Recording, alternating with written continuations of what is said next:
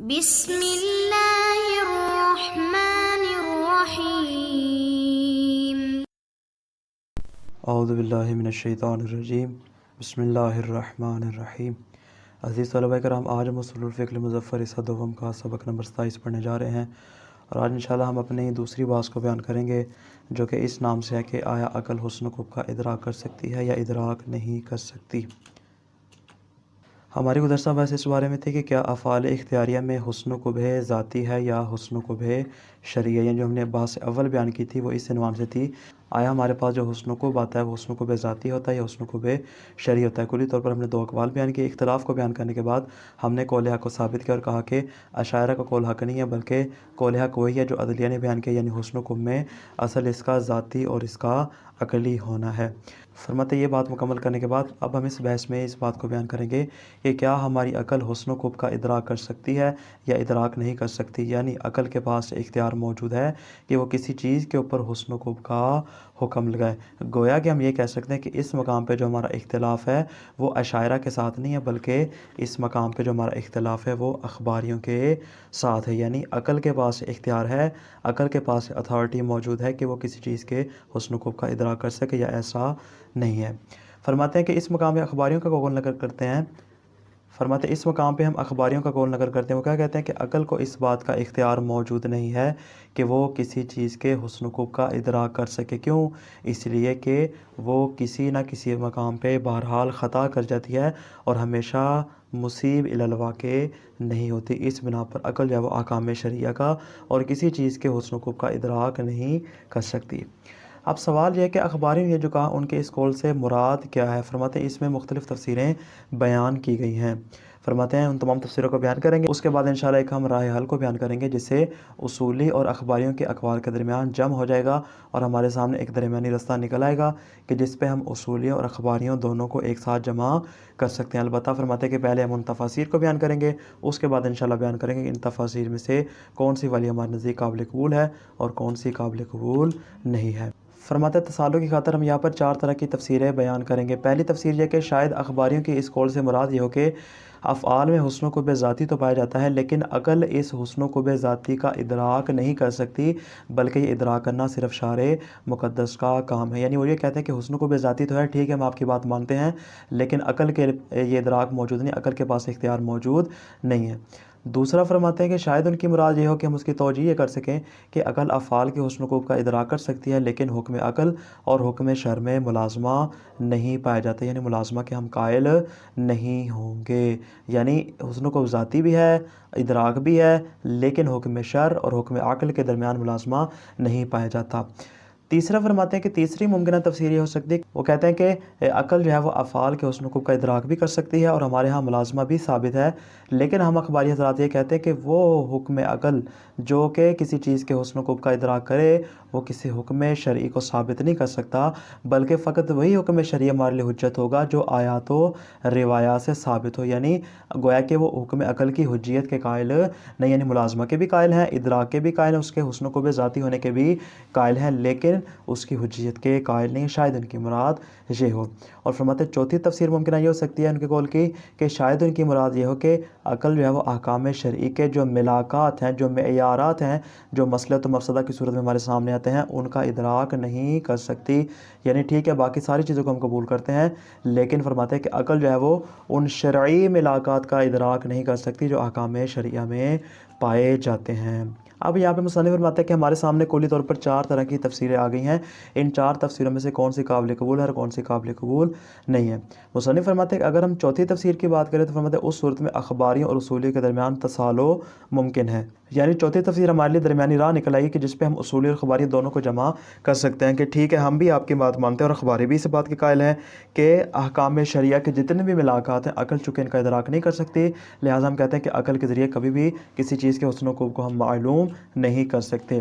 لیکن فرماتے ہیں کہ اگر ان کی مراد تیسری تفسیر کی جس میں انہوں نے کہا تھا کہ ٹھیک ہے ہم ادراک کو بھی تسلیم کرتے ہیں، حسن کو بھی ذاتی کو بھی تسلیم کرتے ہیں، ان کے درمیان جو ملازمہ پایا جاتا ہے اس کو بھی تسلیم کرتے ہیں، البتہ حکم عقل جو ہے وہ ہمارے لیے حجت قرار نہیں پاتا، بلکہ قرآن و سنت ہمارے لیے حجت ہے، حکم عقل ہمارے لیے حجت نہیں۔ فرماتے اس کو چونکہ ہماری حجیت کی بات ہے لہٰذا اس کو مباحث حجت میں ہم تفصیل سے بیان کریں گے۔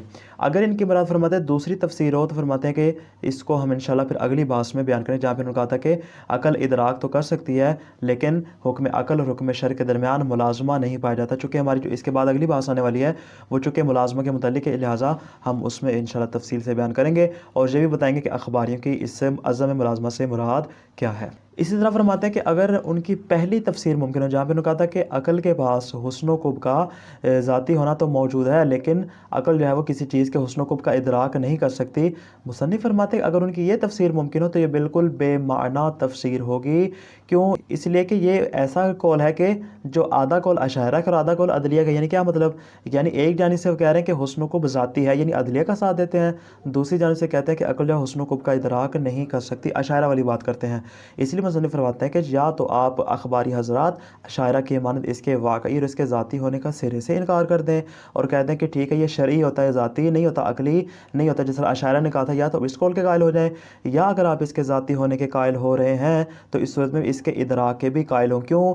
اس لیے کہ جو شخص بھی حسن و قب کے تیسرے معنی کی انشاءاللہ بھی بیان کریں گے کہ جو بھی حسن و قب کے تیسرے معنی کا مدح و ذم والے معنی کا قائل ہوگا، فرماتے اس کے ادراک اور اس کے ذاتی ہونے میں کوئی فرق نہیں ہے۔ گزشتہ ہم نے اسی بات کو ثابت کیا تھا کہ ادراک جو ہے وہ عقلی ہوتا ہے، جب ادراک کر سکتی ہے تو اس کا مطلب ہے کہ وہ ذاتی ہے اور عقلی ہے۔ تو بس اس اعتبار سے کہ چونکہ ہماری گفتگو معنی ثالث کے بارے میں ہے، اس اعتبار سے یہ جو آپ جدائی کر رہے ہیں دونوں کے درمیان، فرماتے جدائی ممکن نہیں، آپ اس میں تفکیک نہیں کر سکتے، بلکہ جو اس کے حسن و قب کے ذاتی ہونے کا قائل ہے وہ بالیقین اس کے عقلی ہونے کا بھی اور اس کے ادراک کا بھی قائل ہے۔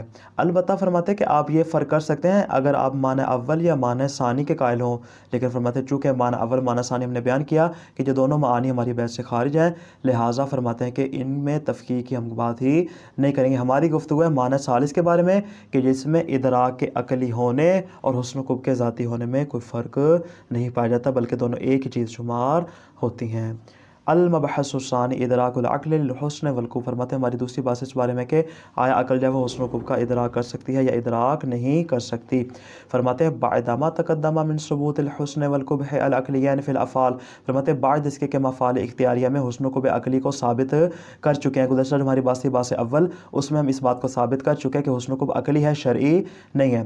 فرماتے ہیں فقد نسب بعضهم الى جماعت الاخباریین انکار ان یکون للعقل حق و ادراک ذالک الحسن والقبح، یہ درمیان میں جملہ معترضہ ہے۔ فرماتے ہیں کہ بعد اس کے کہ حسن و قب عقلی کو ثابت کر چکے ہیں، بعض علماء نے، بعض افراد نے اخباریوں کی ایک جماعت کی جانب اس بات کی نسبت دی ہے، البتہ فرماتے ہیں نسبت کیوں دی ہے؟ علی ما یظہر من کلمات بعضهم، چونکہ ان کے کلمات سے جو ظاہر ہو رہا ہے وہ یہی ظاہر ہو، اس بنا پر ان کی جانب یہ قول منسوب کیا جاتا ہے، یعنی واضح اور آشکار نہیں ہے بلکہ ان کے کلمات سے جو کہ ہمیں معلوم ہوتا ہے اس بنا پر اخباریوں کی جانب اس قول کی نسبت دی جاتی۔ کس قول کی؟ کہ انکار، اخباری حضرات اس بات کا انکار کرتے ہیں کہ ان یکون للعقل حق و ادراک ذالک الحسن والقبح، کہ حضرت عقل جو ہے اس کے پاس اس بات کا حق موجود نہیں ہے کہ وہ کسی چیز کے حسن و قبح کا ادراک کر سکے۔ جب عقل کے پاس اختیار موجود نہیں ہے، فلا یثبت شیء من الحسن والقبح الواقعین بادراک العقل، تو عقل کے ادراک کی صورت میں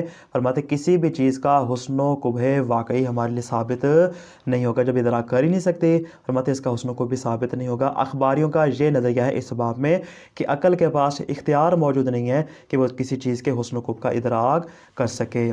مصنف فرماتے ہیں والشیء الثابت قطعا عنہم علی الاجمال، فرماتے بطور اجمال، بطور خلاصہ جو ان کے اس قول سے ہمیں سمجھ میں آ رہا ہے وہ کیا ہے؟ القول بعدم جواز الاعتماد علی شیء من الادراکات العقلیۃ فی اثبات الاحکام الشرعیہ، کہ احکام شرعیہ کو ثابت کرنے میں ادراکات عقلیہ میں ہم ذرا برابر بھی کسی چیز پر اعتماد نہیں کر سکتے۔ علی شیء کا مطلب یہ ہے کہ نہیں ہم اس کے اوپر 1% بھی جو ہے اعتماد نہیں کر سکتے۔ کیوں؟ جب عقل کے پاس اختیار ہے ہی نہیں تو فرماتے گویا عقل احکام شرعیہ میں سے کسی چیز کو بھی ثابت کرنے کی قابلیت اور اہلیت رکھتی نہیں ہے۔ مصنف فرماتے ہیں وقد فسر هذا القول بأحد وجوہ ثلاثہ، فرماتے ہیں اس اخباریوں کے قول کی ممکنہ طور پر 3 طرح کی تفاسیر آتی ہیں، البتہ حسب اختلاف عبارات الباحثین منہ، فرماتے ہیں البتہ جو اس کے بارے میں گفتگو اور بحث کرنے والے ہیں ان کی عبارات میں چونکہ اختلاف پایا جاتا ہے، اس اعتبار سے ہم اس کی ممکنہ 3 طرح کی تفسیر بیان کرتے ہیں۔ مقدمے میں ہم نے 4 طرح کی تفسیر بیان کی تھی، جو چوتھی تفسیر ان کو آگے بیان کریں گے جس کو مصنف باطل قرار دیں گے۔ یہ ممکنہ جو 3 تفسیریں ہیں جو ہو سکتی ہیں، فرماتے ہیں ان کو ہم یہاں پہ بیان کریں گے۔ الاول انکار ادراک العقل الحسن والقبح الواقعین، کہ یہ جو اشاعرہ حضرات ہیں یہ حسن و قبح کے واقعی ہونے کا انکار کرتے ہیں، فرماتے ہیں وَهَذِهِ هِيَ مَسْأَلَةٌ الَّتِي عَقَّدْنَا لَهَا هَذَا الْمَبْحَثَ الثَّانِي، فرماتے یہی وہ بنیادی مسئلہ ہے کہ جس کے لیے ہم نے اپنی دوسری بحث کو تشکیل دیا کہ آیا عقل جو حسن و قبح کا ادراک کر سکتی، ادراک نہیں کر سکتی، اس کو انشاءاللہ ثابت کریں گے، اور اسی سے پھر اخباریوں کا قول کیا ہو جائے گا؟ باطل ہو جائے گا۔ الثانی، فرماتے دوسری ممکنہ تفسیر ان کی یہ ہو سکتی ہے کہ بعد الاعتراف بثبوت ادراک العقل، فرماتے اس بات کے قائل ہونے کے بعد کہ عقل جو ہے وہ ادراک کر سکتی ہے کسی بھی چیز کے حسن و قبح کا، البتہ فرماتے ہیں کہ یہ چیز ثابت ہونے کے بعد اور اس بات کا اعتراف کر لینے کے بعد اخباری حضرات کیا کہتے ہیں؟ انکار الملازمت بینہ و بین حکم شر، کے حکم عقل اور حکم شر کے درمیان ملازمہ نہیں پایا جاتا، اس ملازمے کا انکار کرتے ہیں۔ وَهَذِهِ هِيَ الْمَسْأَلَةُ الْآتِيَةُ فِي الْمَبْحَثِ الثَّالِث، فرماتے یہ وہ بنیادی مسئلہ ہے کہ جس کو انشاءاللہ ہم اگلی بحث میں اگلی گفتگو میں بیان کریں گے، جہاں پہ ہماری گفتگو ہی صرف ملازمہ کے بارے میں، وہاں انشاءاللہ پھر اخباریوں کے اس قول کی ہم تفصیل بھی بیان کر دیں گے۔ الثالث، فرماتے تیسری ہمارے پاس کیا آتی ہے؟ بعد الاعتراف بثبوت ادراک العقل و ثبوت الملازمہ، فرماتے اس بات کے بھی اخباری حضرات قائل ہو جا رہے ہیں کہ عقل جو ہے وہ حسن و قبح کا ادراک بھی کر سکتی ہے، اور اس بات کے بھی قائل ہو رہے ہیں کہ ملازمہ بھی ثابت ہے، لیکن انکار و وجوب اطاعت الحکم الشرعی الثابت من طریق العقل، وہ والا حکم شرعی جو طریق عقل کے ذریعے ہمارے لیے ثابت ہو رہا ہے، اس کی اطاعت کے واجب ہونے کا انکار کرتے ہیں۔ یعنی آسان الفاظ میں کیا کہیں کہ یعنی حکم شرعی جو حکم عقل سے ثابت ہوگا وہ ہمارے لیے حجت نہیں ہوگا، فقط وہ حکم شرعی ہمارے لیے حجت ہوگا کہ جو احادیث اور آیات قرآن کے ذریعے ثابت ہوگا۔ یعنی ملازمہ کے بھی قائل ہیں، ادراک کے بھی قائل ہیں، البتہ اس حکم عقل کی حجیت کے قائل نہیں ہیں۔ مت چونکہ ومرجع ذلک الی انکار حجیت العقل، چونکہ فرماتے ہیں کہ یہ چونکہ حجیت عقل کا انکار کر رہے ہیں اور بات ہماری حجیت کے متعلق ہے، اس لیے وسیأتی البحث عن ذلک فی الجزء الثالث من ھذا الکتاب مباحث الحجہ، فرماتے ہیں انشاءاللہ اس کے متعلق جو تفصیلی بحث ہے وہ اسی کتاب کے تیسرے سے اصول الفقہ سوم کے مباحث حجت میں انشاءاللہ تفصیل کے ساتھ آ جائے گا۔ نتیجہ، فرماتے وعلیہ، اب ہمارے پاس آگے 3 طرح کی تفاسیر، فرماتے اس بنا پر فَإِنْ أَرَادُوا التَّفْسِيرَ الْأَوَّلَ، اگر تو اخباری حضرات کی مراد تفسیر اول، ان کیا مطلب؟ یعنی عقل جو ہے وہ اس کا حسن و قبح تو ذاتی ہے، لیکن وہ کسی چیز کے حسن و قبح کا ادراک نہیں کر سکتی، کہ بعد الاعتراف بثبوت الحسن والقبح العقلیین، بعد اس کے وہ حسن و قبح کے ذاتی اور اس کے عقلی ہونے کا اعتراف کر لیں ہیں، اس کے بعد فرماتے ہیں کہ ان کا یہ کہنا کہ عقل حسن و قبح کا ادراک نہیں کر سکتی، ایک جانب سے کہہ رہے ہیں کہ حسن و قبح عقلی تو ہے، ذاتی ہے، لیکن کسی چیز کے حسن و قبح کا ادراک نہیں کر سکتی، یہ بات کرنا فہو کلام اللہ معنی لہ، فرماتے ایسا کلام ہے کہ جس کا اصل کوئی معنی بنتا نہیں، خود ان کے کلام میں تناقض پایا جاتا ہے، یا تو آپ اس کے حسن کو بھی عقلی ہونے کا انکار کر دیں، اگر عقلی ہونے کا انکار نہیں کرے، اس کو قبول کر رہے ہیں، تو پھر اس کے ادراک کو بھی آپ کو قبول کرنا چاہیے۔ کیوں؟ لأنہ قد تقدم، یہ بات ہم پہلے گزشتہ بحث میں مبحث اول میں بیان کر چکے ہیں کہ انہ لا واقعیت للحسن والقبح بالمعنى المتنازع فیہ مع الاشاعرہ، کہ وہ والا معنی کہ جس کے ساتھ ہمارا اشاعرہ کے ساتھ اختلاف تھا، کون سا والا معنی؟ یعنی معنی ثالث مدح و ذم والا معنی، فرماتے چونکہ وہ والا معنی ثالث جو مدح و ذم والا معنی تھا، اس اعتبار سے فرماتے حسن و قبح ایک جو ہے وہ امر واقعی شمار نہیں ہوتے بلکہ امر اعتباری شمار ہوتے۔ کون سا والا معنی تھا؟ وَهُوَ الْمَعْنُ الثَّالِثُ، وَهُوَ الْمَعْنَ الثَّالِثُ، کون سا معنی تھا؟ تیسرا معنی ہماری مراد تھا۔ فرماتے ہیں یہ بات ہم پہلے بیان کر چکے ہیں کہ حسن و قبح کا تیسرا معنی جو تھا اس کے اعتبار سے لا واقعیت تھا، اس کا اصلاً کوئی ظہور نہیں ہے، لیکن الا ادراک العقلاء، کہ جہاں پہ تطابق اقلا موجود، جہاں پہ ادراک اقلا موجود، یعنی حسن کو ذاتی ہوگا ہی اسی صورت میں جب ادراک ہوگا. یعنی آپ یہ نہیں کہہ سکتے حسن کو ذاتی تو ہے لیکن ادراک نہیں. فرماتے ہیں حسن کو ذاتی ہو گئی اس صورت میں کہ جب اقلا ادراک کر لیں گے لذالک اس معنی کے حسن کو کا. اسی طرح وتطابق آرائہم علی مدح فاعل الحسن وذم فاعل الکبیر، اور جب ان کی آراء اس کے اوپر مطابقت رکھیں گی کہ جب بھی کوئی فعل حسن ہوتا دیکھتے ہیں تو اس کے فاعل کی تعریف کرتے ہیں، اور جب بھی کوئی برا فعل ہوتا دیکھتے ہیں تو اس کے فاعل کی مذمت کرتے ہیں. علامہ اوضحناہ فی ما سبق، جیسا کہ ہم نے گزشتہ اس بات کو واضح کر دیا تھا. فرماتے ہیں وہاں پہ جو ہم کہہ رہے تھے حسن کو ذاتی ہے، حسن کو عقلی ہے، تو وہ کیوں ہے؟ چونکہ اقلا کا وہاں پہ ادراک ہے. فرماتے ادراک اور اس کا ذاتی ہونا ایک ہی چیز شمار ہوتی، الگ الگ شمار نہیں ہوتی، جیسا کہ آپ بیان کر رہے ہیں.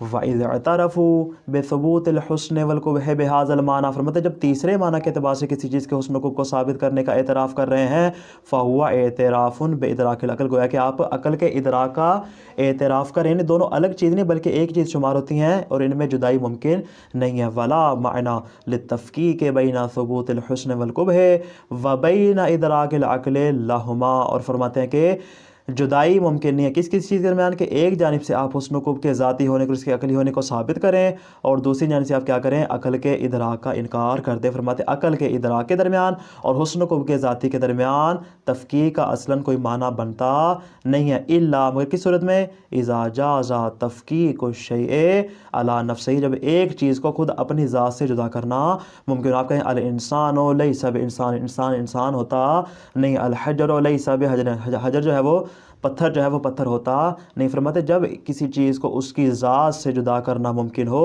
اس صورت میں ہم آپ کی بات کے قائل ہو جائیں گے کہ ٹھیک ہے آپ یہاں پہ ایسا کہہ سکتے. جب اس کی ذات میں یہ چیز شامل ہے فرماتے آپ اس کو تفکیک اور جدائی کا نام نہیں دے سکتے. نعم، اب یہاں سے مصنف فرماتے ہیں ہاں تھوڑی سی گنجائش میں یہاں آپ کو دیتا ہوں اخباری حضرات کو. وہ کون سی ہے کہ اذا فسروا الحسن والقبح بالمعنیین الاولین، فرماتے اگر وہ حسن و قبح کی پہلے دو معانی کے اعتبار سے کیا کرتے ہیں؟ تفسیر کرتے ہیں. یعنی اخباری حضرات یہ کہ حسن و قبح سے ہماری مراد جو ہے وہ کون سا ہمارا مدح و ذم والا معنی نہیں بلکہ کمال و نقص والا معنی اور مصلحت و مفسدہ والا معنی ہے. فرماتے اگر وہ اس اعتبار سے تفسیر کرتے ہیں جاز ھذا تفکیک، فرماتے اس صورت میں ادراک اور اس کے حسن و قبح کے عقلی ہونے میں آپ فرق کر سکتے ہیں.